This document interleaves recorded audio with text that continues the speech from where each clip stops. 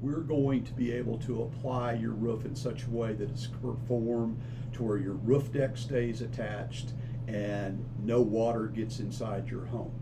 That is assuming that you don't have a failure on an exterior wall, okay? We're not addressing that in IBHS fortified roof.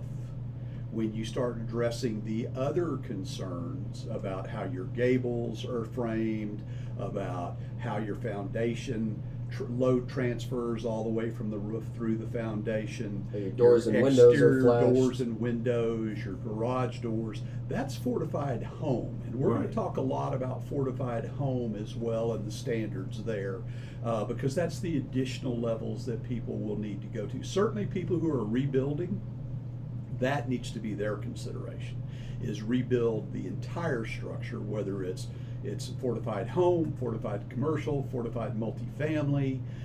Those need to be built to these standards to be resilient structures. But the uplift resistance is we're building that into the roof itself in the way that the framing is checked, the decking is attached, the edges are sealed, the deck is sealed, the underlayment is applied, the shingles are attached. That's how we're building fortification resiliency into your roof surface. Okay, and with that, we'll take our first break. We'll be back in a flash. You're listening to McRoof Fortifies Oklahoma on Freedom 96.9. Our trivia question: what is the high end of the wind speed of an EF3 tornado? 75, 125, 165, 185. If you think you know the answer, give us a call, 405-608-4377.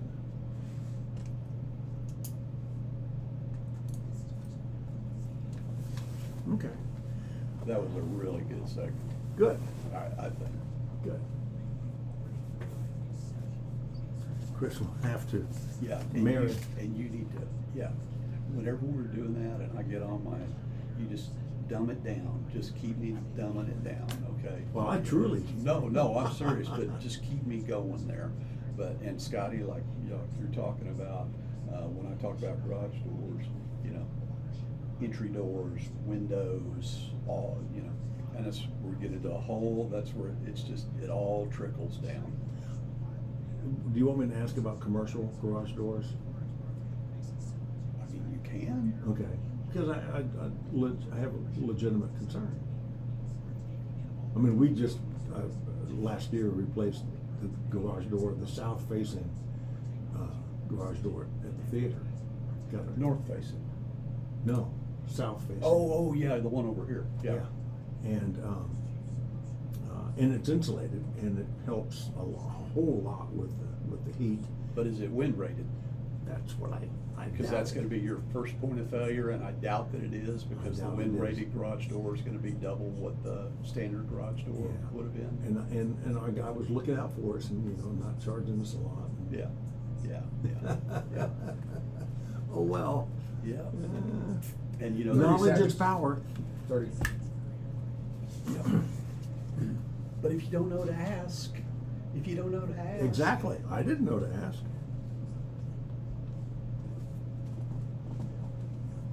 $15.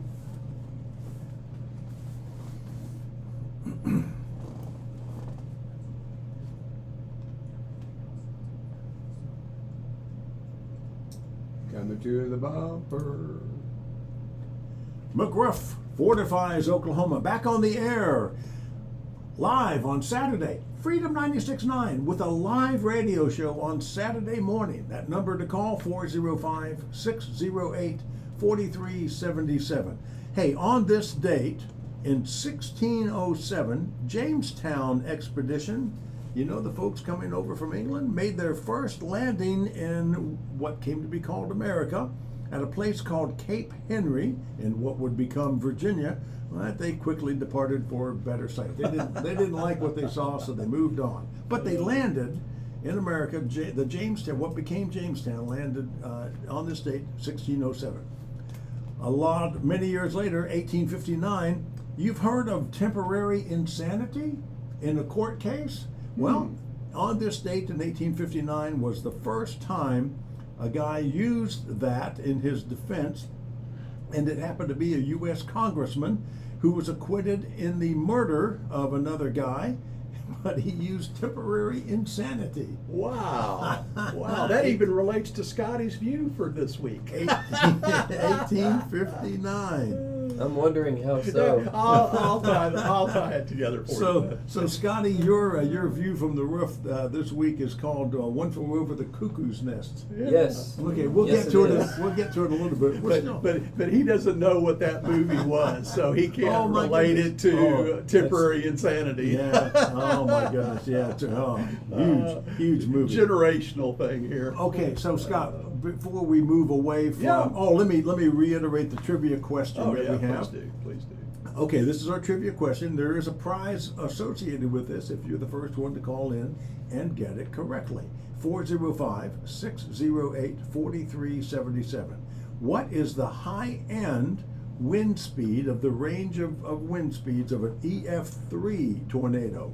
What is the high end? 75, 125, 165, or 185? Okay, so. There you go. All Hey, right. and I'm just going to tell everybody that's listening, if you think you're going to wait till the last minute to answer, we've got some people going to be calling in for some other reasons, and I'm afraid they might take the low-hanging fruit here, so you might want to get in sooner rather than later. Oh, and there's also only one phone line. Oh, yeah.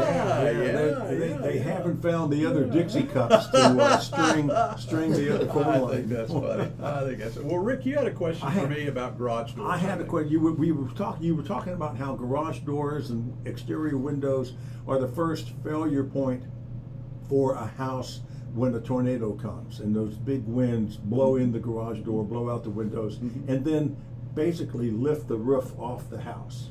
Exactly. Okay, so what about a commercial garage door? And the reason I ask is at Carpenter Square Theater last year, we replaced a south-facing garage door, insulated. It's very nice, but I doubt if it's wind rated. So I'll just tell you that knowing what I know about Carpenter Square Theater, and you know, mental image of the front elevation, south-facing elevation of your Yes. building, the garage door is the first thing that's going to fail on your structure. That's what I was thinking. Those old single glazed windows on the front of the building are going to be the second thing, if not the first thing that fails. Yeah. Okay, if the garage door doesn't, those windows are going to. I'm working on replacing those Okay, windows. and that's and so what we're talking about is we're talking about wind resistance rating. We're talking about impact resistance rating. Okay, and we're looking for those two things in your windows, exterior doors, and your garage doors.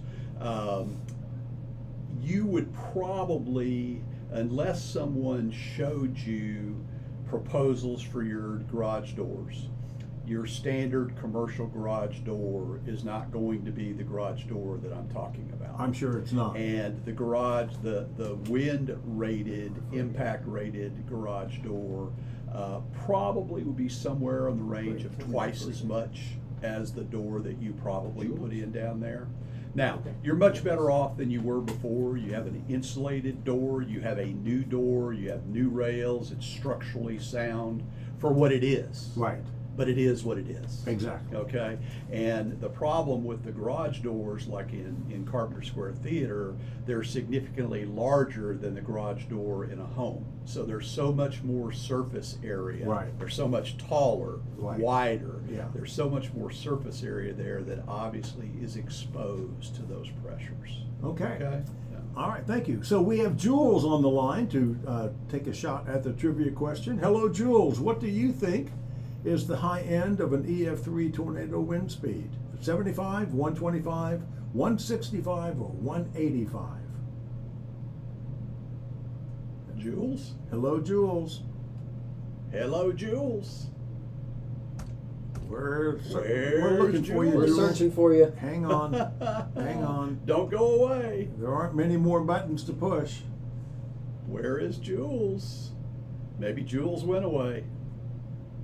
Okay. All right. Well, Jules, call us back, please.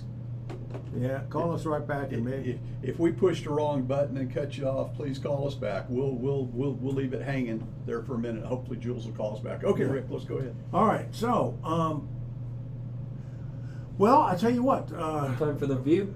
Yeah, let's do the view. It's time for Scotty to get up on the roof. Hang on, Scotty. Oh no, I told you to hang on. On today's Scotty's View from the Rooftop, it's titled "One Flew Over the Cuckoo's Nest." Yes, Rick, and I suppose temporary insanity could have something to do with my story. Now that now that I think about what I'm about to say. This most recent week, Kelvin had an adjuster appointment in Shawnee, and as we all know, that's about 45 minutes from our office here in the city. And this adjuster was an independent, had no issues with the damage on the property. It's older damage from about 2 years ago, but this lady has nothing in her policy that says that that she doesn't have up to the Oklahoma standard statute of limitations of 2 years to file her claim for covered damage. So that's what she's done. They're rental properties for her, and she really wants to fix them up to keep her tenants pleased.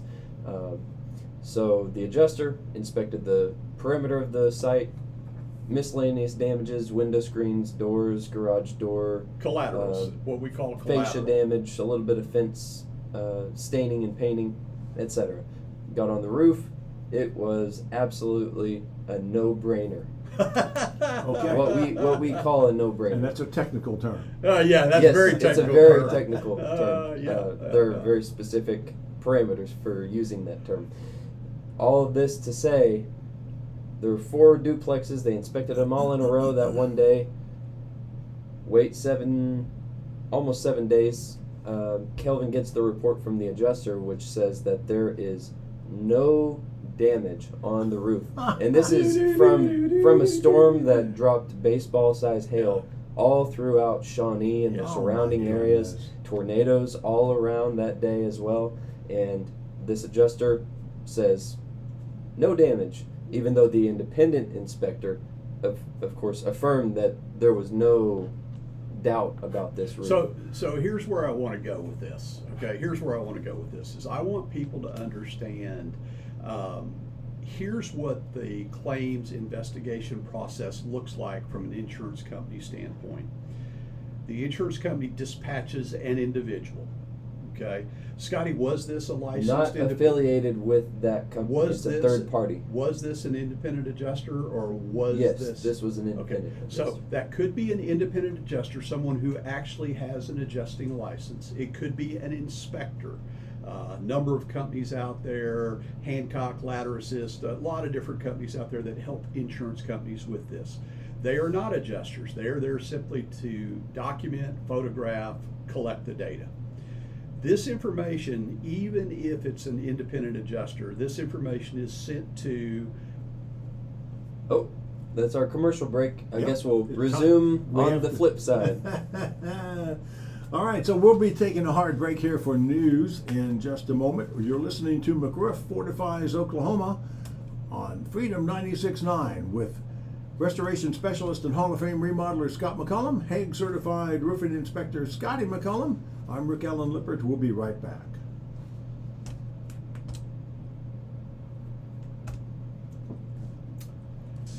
Randy, if That's that hard break, and that is that's program. fine. Randy, you get a call from Harvey, just tell him that you're going to put him on hold for a few minutes because we want to finish up the conversation about Okay.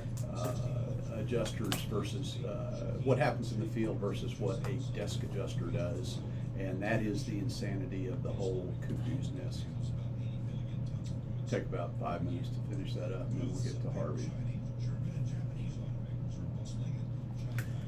Yeah, there's just something wrong about that whole system. Well, it's what they call plausible deniability, and they've set it up that way intentionally. Yeah. That's why we very, very, very seldom see company adjusters.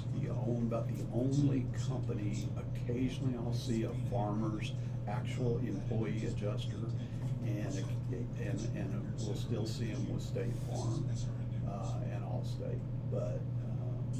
It's not unlike where municipalities get away from paying for a sewer backup claim in your house. The state law that the cities had passed decades ago says that municipals aren't responsible for property owners' sewer backups unless they have had prior notice of the backup. And like if you really interpret it, took that, if the first time that toilet doesn't flush the way you want it to flush, you should be sending an email and a certified letter to the municipality. Gwen shamed me when we got married. Coming out to weather. She shamed me when we first got married because I would call the city, because I worked there. I would call the city at the beginning of every year and say, my toilet's not flushing correctly. And they would send out a crew, and I'd be good for a year. And then she shamed me, and then we had a huge backup. Same with potholes. Yeah. They'll replace a broken tire on a pothole, but you have to have notified them about it before. Yeah, crazy.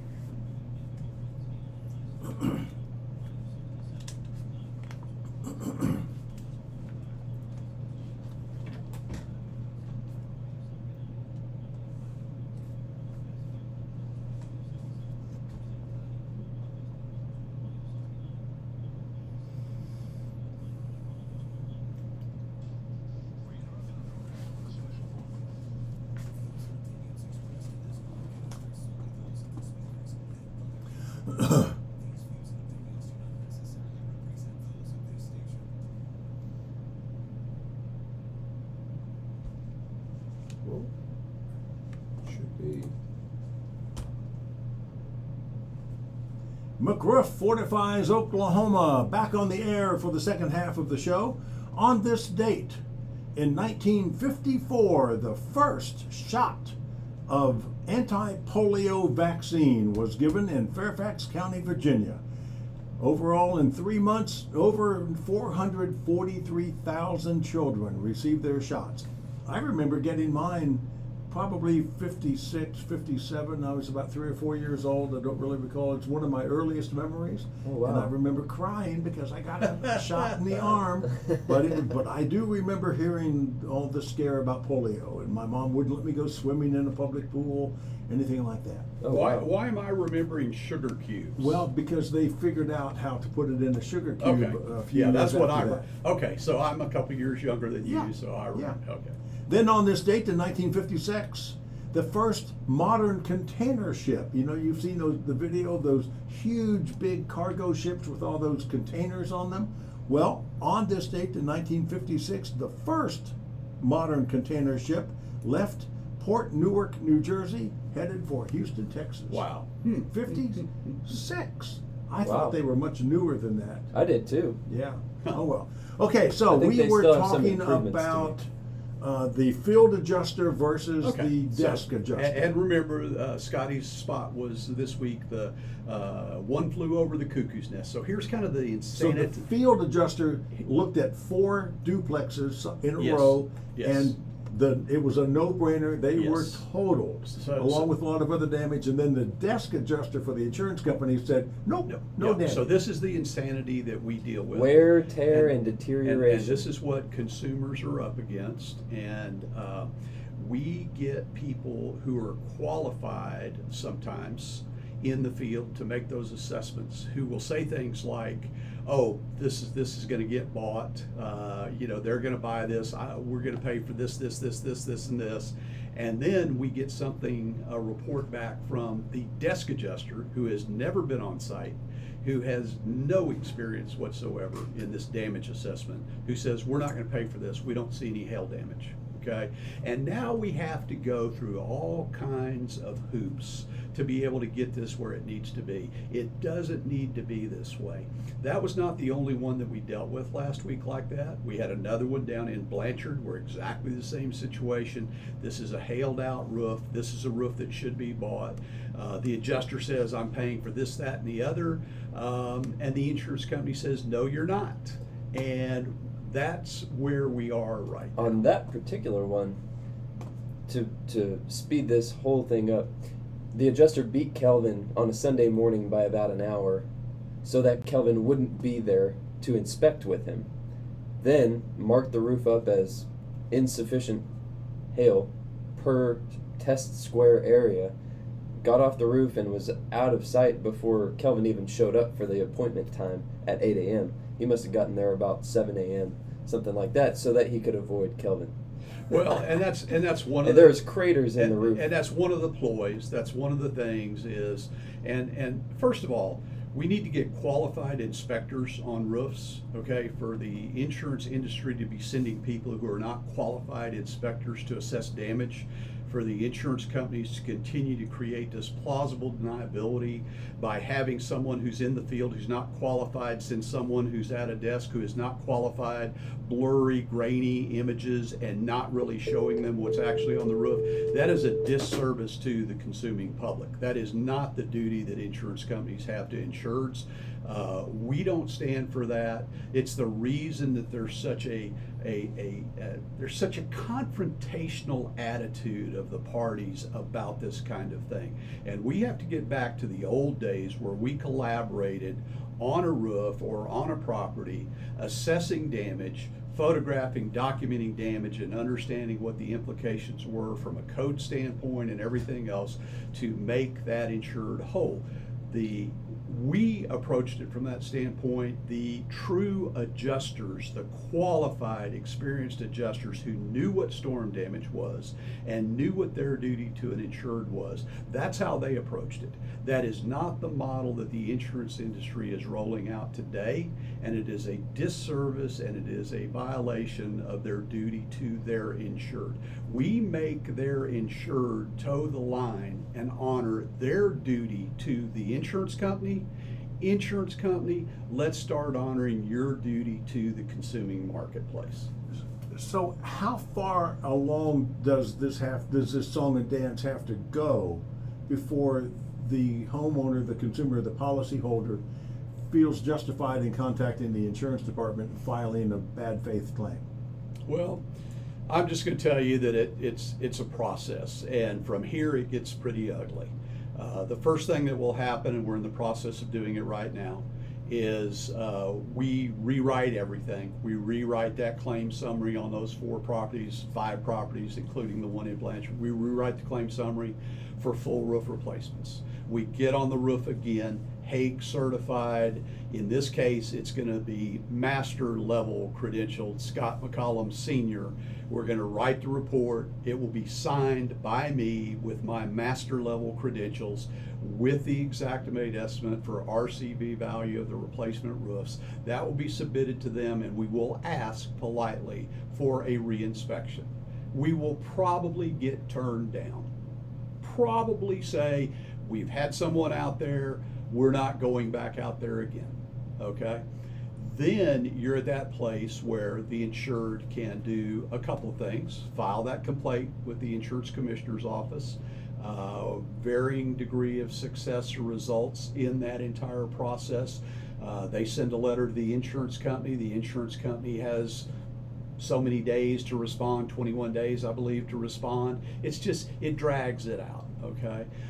The other thing that an insured can do is demand appraisal, all right? And when an insured demands appraisal, as long as the insurance company has paid for something, and a lot of these claims will get back and they'll be paying for a few shingles, or they'll be paying for some metal damage, they'll be paying for some aspect of it. As long as they paid for something, you can now demand appraisal to where you are now arguing over the price. You're arguing over the financial consequences of that, okay? And that process is where they demand appraisal. If the insurance company accepts it, both the insurance company and the insured name an appraiser. Those two try to get together and agree to what the damages are. If they can both agree, that should be what the insurance company pays. If they can't both agree, then they invoke an umpire, and the umpire ultimately will make the decision about what the value of that loss is. So that's kind of where you go. It's ugly, it's unnecessary. It is, I call it kicking the can down the road, and it is unfortunately obviously intentional at this point as a practice by a number of the insurance carriers. All right. Well, we have Harvey on the line. Let's see if we can talk to Harvey. Harvey, Good morning.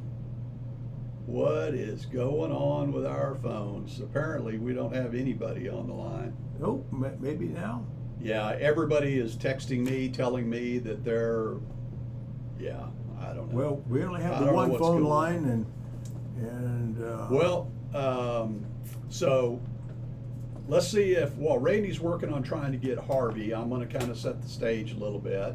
Harvey is the recipient of the first Strengthen Oklahoma Homes grant roof. His roof is now built, his home, his roof is now fortified.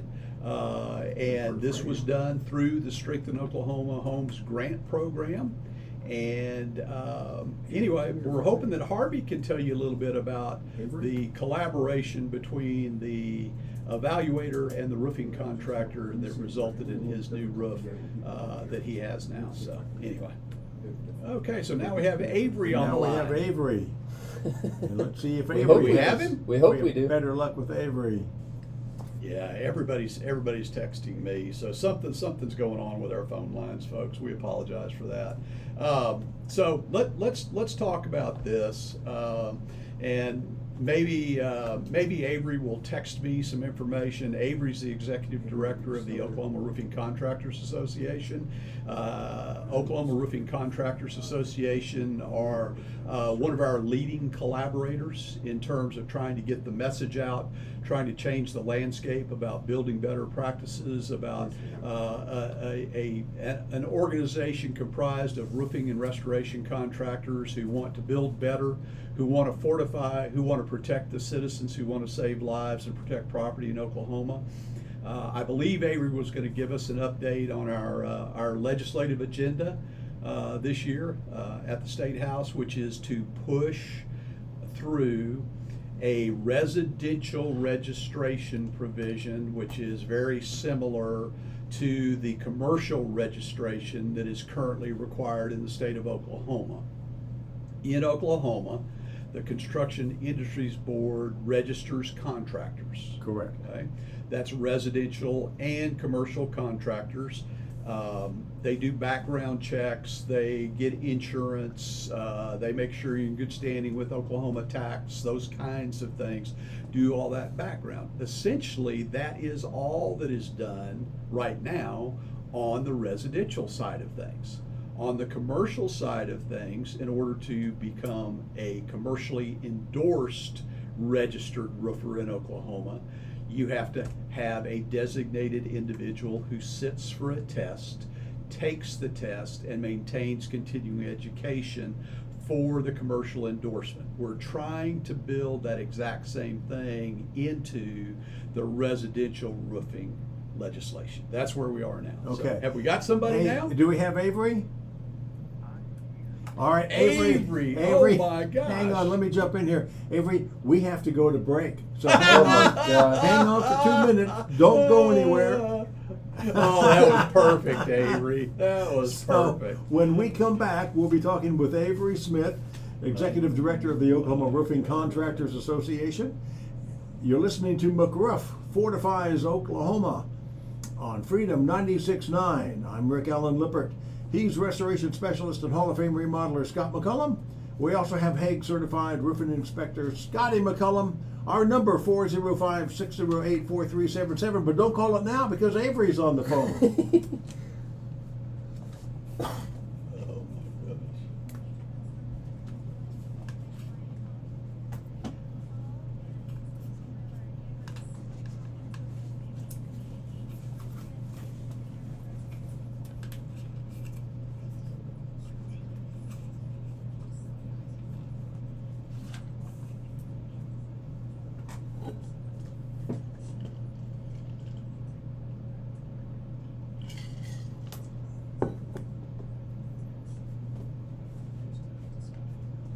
Every time I hear him say, did the proper job, I hear, whopper job.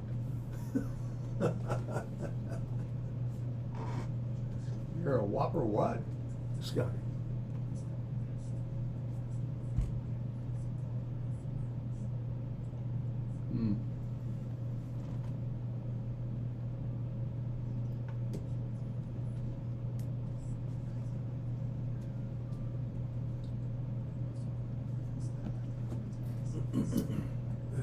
Okay.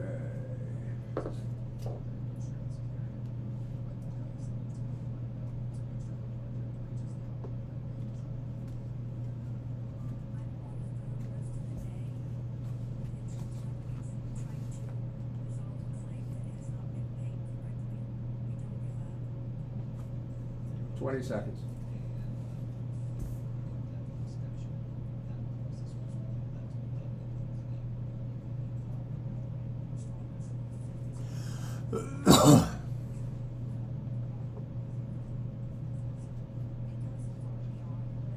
Five. Here we go. McRoof Fortifies Oklahoma, back on the air for the final segment of today's show. On this date in 1983, the Dow Jones Industrial broke 1,200. Wow. Wow. 1,200. Wow. And then on this date in 1999, 23 people were killed in Kansas and Oklahoma by tornadoes. Wow. Tornadoes. That was a bad Tornadoes. day. Hey, Okay. hey, Rick, before we go to Avery, I just want to say something real fast, folks. Any of you that listened to all the spots during that last break, I want to make sure that you understand that I stand on a soapbox and make this statement. I have never asked an insurance company to pay one dime that I do not know from my technical competency and my heart that insured is entitled to. So when our good friend Mr. Jim talks about getting a whole lot more money than where they started, that is not getting money that we just made things up and padded a claim and got him paid for a lot of things that he wasn't entitled to. That was directly related to the value, replacement cost value of that claim, with full code coverage, which he was entitled to under his contract. If you're not entitled to it under your contract, don't ask us to ask the insurance company for it, and don't ask us to try to make it storm damage when it's deferred maintenance items and things like that. That is not what we do. And I will tell you that Mr. Jim's roof was on a big, big house, and it was a very nice looking roof. Avery, my friend, how you doing, buddy?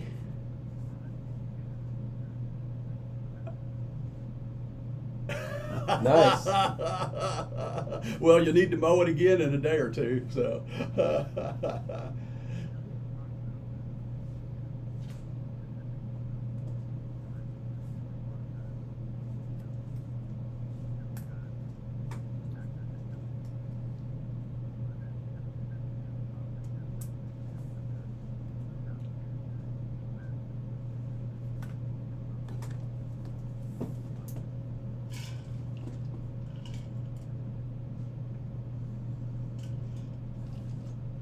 Well, we appreciate your leadership, Avery. What's going on with our legislation? Where do we stand right now?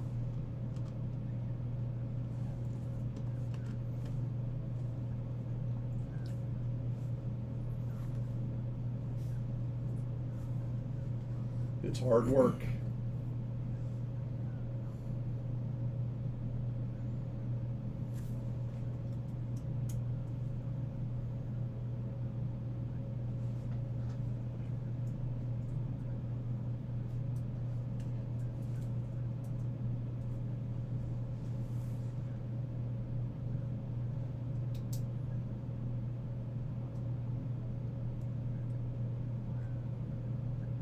Mm-hmm.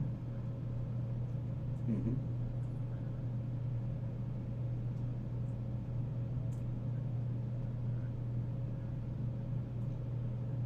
That's really a big deal. That's really a big deal. That whole idea of, when the out-of-towners come in, it's usually a grab what you can grab, low-hanging fruit, get out of town as fast as you can. Well, we've built in, or this legislation builds in, a 30-day waiting period minimum from the time that they have everything in line at the CIB. Isn't that correct, Avery?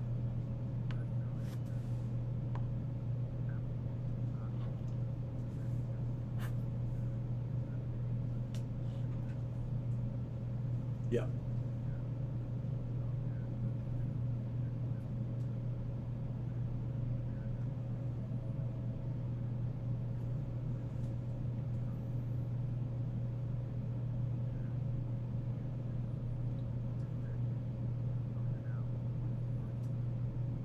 Mm-hmm. Mm. Right.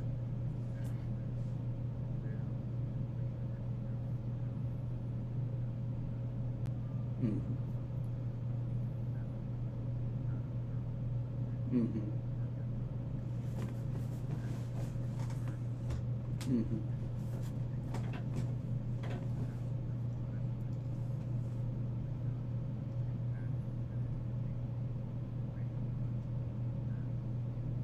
Mm-hmm.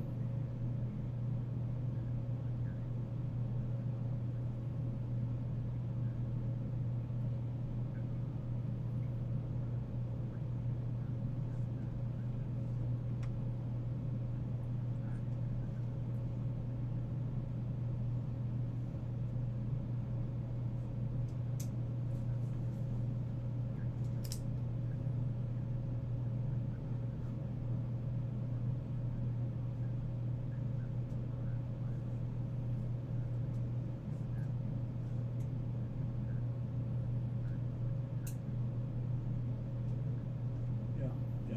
So Avery, what I'd like to say is I just want everyone in Oklahoma to understand, Oklahoma Roofing Contractors Association is advocating for and promoting practices that protect all Oklahoma consumers in the roofing space. And this legislation is not legislation that's carved out with any self-interest or protecting roofing industry's pocketbook or roofing players in the space or anything like that. This legislation is designed to protect Oklahomans. It's designed to enhance the quality and the value of what you're going to get from the roofing and storm restoration communities. And we're doing this, we're building this through education, we're building this through talking about things like the systems roofs and the resiliency and the building better practices, IBHS Fortified and all those kinds of things. Avery and Orca are really bought into that, and I just want the consumers in Oklahoma to know that Orca is your ally. Orca is not there to stand up and protect a bunch of people in the roofing space who do not do business the right way. In fact, quite the opposite of that.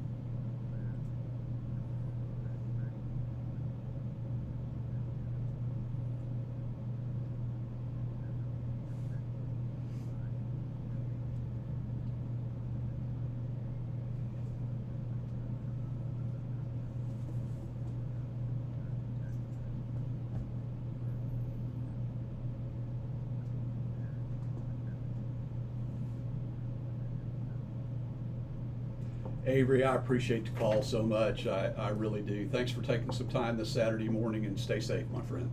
Glad you got that lawn mowed. Thank you. Have a good That was weekend. Avery Smith, Executive Director of the Oklahoma Roofing Contractors Association. Hey, Scott, Yep. since no one called in for the trivia question answer, what is the high end of a Okay, BF3 tornado wind speed? So I'm going to give you the range, okay? So the range was 136 at the low end, so that eliminated answer A and answer B. Okay. Let's see, maybe there's somebody on there right now. Who's on there? We sure did. Just a moment, please. Oh, we may have a winner. Harvey? Let's get Harvey on. Okay. And I'll just, you got him? Harvey, you there? Time now. Harvey? All right, Harvey, we're short on time. Talk real fast, Harvey. I've told everybody already, you were the first one to have a fortified roof from the Strengthen Oklahoma Homes Grant Program built on your property. Tell the people about the evaluator, contractor collaboration and how that benefited you.